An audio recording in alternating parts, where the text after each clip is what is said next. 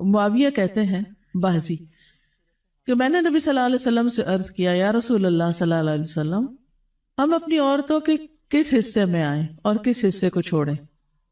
یعنی شوہر بیوی کے تعلق کی بات ہو رہی. یہ بھی ایک بہت آج کے دور کا، ہر دور کا مسئلہ ہے، لیکن آج کے دور میں اور بھی گمبھیر ہوتا چلا جا رہا ہے بہت سی چیزوں سے ایکسپوز ہونے کی وجہ سے. تو کیا جائز حد ہے اور کیا نہیں ہے؟ فزیکل ریلیشن شپ کے لیے کس حصے کو استعمال کیا جا سکتا ہے، کس کو نہیں، یہ سوال. تو اس پر آپ صلی اللہ علیہ وسلم نے فرمایا تمہاری بیوی تمہارا کھیت ہے، تم اپنے کھیت میں جہاں سے چاہو آؤ. جہاں سے چاہو آؤ کا مطلب کیا ہے کہ جہاں سے کلٹیویشن ہو سکتی، یعنی کہ کھیت کے تعلق سے کیا بتایا، نساؤکم حرث لکم فأتوا حرثکم انا شئتم. انا شئتم کا مطلب انا جو ہے ظرف زمان و مکان دونوں کے لیے آتا ہے کہ جانے کا کوئی خاص وقت مقرر نہیں کہ یہ دن ہے یا رات ہے، ایسی کوئی پابندی شریعت نے نہیں رکھی.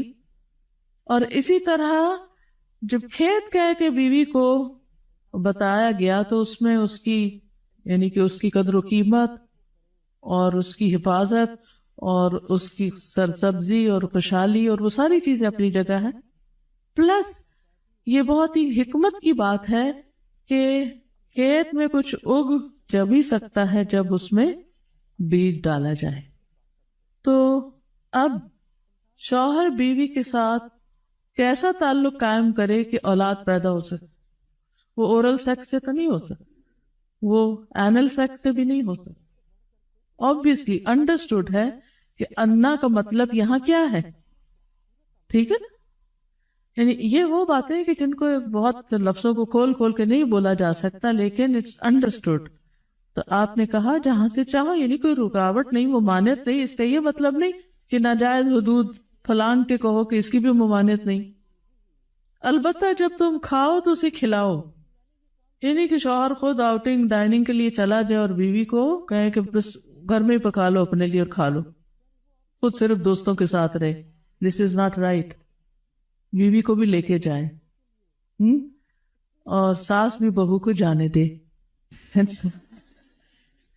جب تم کھاؤ تو اسے بھی کھلاؤ، جب پہناؤ تو اسے بھی پہناؤ. کا مطلب یہ ہے کہ عید آئی ہے، اپنے لیے سوٹ لے رہے ہو تو بیوی کو بھی کچھ لے کے دو.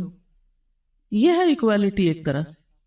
اس کے چہرے پہ نہ مارو، اسے گالیاں مت دو، ابیوز نہیں کر سکتے. اور اسے قطع تعلقی اگر کرو، یعنی ویسے تو نہ کرو لیکن اگر کرو تو گھر کی حد تک رکھو. کک آؤٹ نہیں کرو، گھر سے باہر نہیں پھینکو، گھر سے نہیں نکالو. کیونکہ بعض شوہر کہتے ہیں نا، فون پہ کہہ دیتے ہیں گھر چلی جاؤ ماں باپ کے، میں تب گھر میں داخل ہوں گا، آؤں گا ہی نہیں. یہ غلط ہے، ایسے نہیں کرنا چاہیے. اور یہ کیسے مناسب، یہ کیسے ہو سکتا ہے کہ تم اس کے ساتھ یہ سلوک کرو جبکہ تم ایک دوسرے کے پاس حلال طریقے سے آتے ہو؟ یعنی تمہارا ایک جائز تعلق ہے اور پھر تم اس تعلق کو اس طرح خراب کرو. تو بیوی کو مارنے سے متعلق جو قرآن اور حدیث کی روشنی میں جو حکم ہے وہ سامنے. پھر اسی طرح غلام کو مارنے کی ممانعت، نوکر کو، غلام کو، اس کو بھی نہیں مارنا چاہیے. ابو مسعود بدری سے روایت ہے کہ میں اپنے غلام کو کوڑے کے ساتھ مار رہا تھا کہ میں نے اپنے پیچھے سے آواز سنی، اے ابو مسعود جان لو. اور میں غصے کی وجہ سے آواز سمجھ نہ سکا، یعنی ایسے مار رہا تھا کہ مجھے نہیں سمجھ آئی کہ کس نے پکارا مجھے. جب وہ میرے قریب ہوئے تو وہ رسول اللہ صلی اللہ علیہ وسلم تھے اور آپ فرما رہے تھے جان لو ابو مسعود، جان لو ابو مسعود.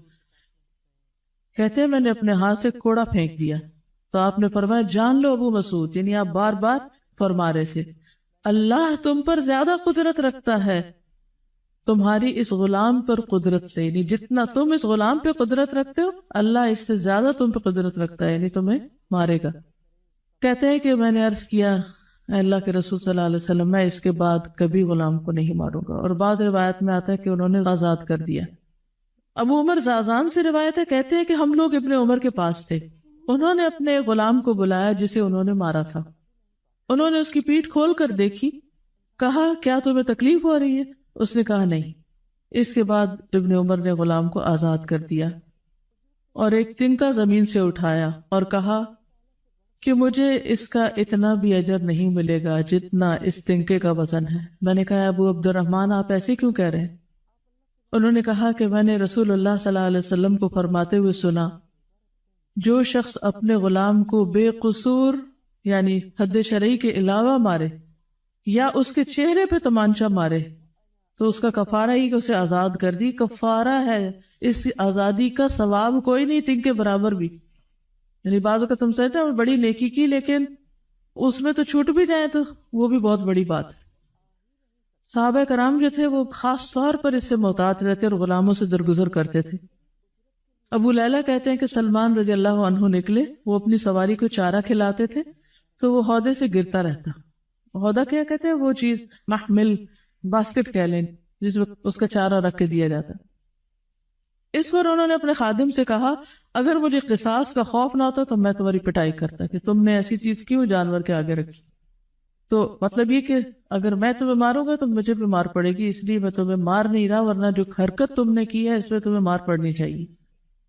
نماز پڑھنے والے غلام کو نہ مارنا۔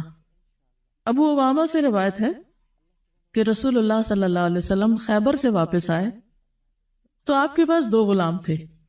حضرت علی رضی اللہ عنہ نے کہا اے اللہ کے رسول صلی اللہ علیہ وسلم ہمیں بھی ایک غلام دے دیں۔ آپ نے فرمایا جو چاہتے ہو لے لو۔ انہوں نے کہا آپ میرے لیے پسند کریں۔ اس سے انداز ہوتا ہے نا کہ ریلیشن شپ داماد اور سسر کا کیسا۔ آپ صلی اللہ علیہ وسلم نے فرمایا یہ لے لو، اس کو مارنا نہیں، کیونکہ میں نے خیبر سے واپس آتے ہوئے اسے نماز پڑھتے دیکھا ہے اور مجھے نمازیوں کو مارنے سے منع کیا گیا ہے۔ آپ صلی اللہ علیہ وسلم نے دوسرا غلام ابو ذر کو دے دیا اور اس کے ساتھ خیر و بھلائی اور حسن سلوک کرنے کا حکم دیا۔ پھر ایک دن پوچھا ابو ذر میں نے جو تمہیں غلام دیا تھا اس کا کیا حال ہے؟ انہوں نے کہا آپ نے مجھے اس کے ساتھ خیر و بھلائی کرنے کا حکم دیا تھا تو میں نے اسے آزاد کر دیا۔ کہ میں وہ خیر و بھلائی کر نہیں سکوں گا تو بہتر ہے کہ میں